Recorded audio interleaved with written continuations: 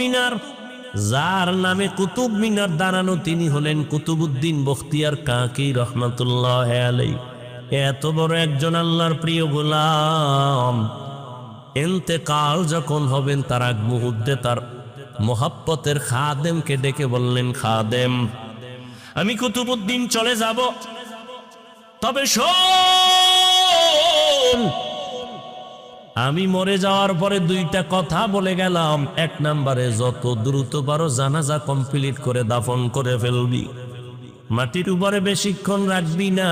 রহমতের নবী বলছেন মাইয়েতের উপরে রাখলে মাইয়েতের কষ্ট হয়, দ্রুত দাফন করো। দ্বিতীয় কথা, আমার খাটিয়া যখন জানাজার ময়দানে নিয়ে যাবি, হাজার হাজার হাজার ওলামায়ে কেরামও থাকবে, অনেক ভক্তবৃন্দ থাকবে, খবরদার আমার এই ওসিয়তটা যেন ভুলে না যাও। আমার খাটিয়াটা ময়দানের সামনে রাইখা ঘোষণা দিয়ে দিবা, আমার জানাজা কে পড়াবে আমি নাম বলবো না, তবে এমন একটা লোক আমার জানাজা পড়াবে যার মধ্যে 4টা গুণ পাওয়া যাবে। 4 গুণওয়ালা ব্যক্তি যদি না থাকে আমার জানাজার ইমামতি যেন কেউ না করে।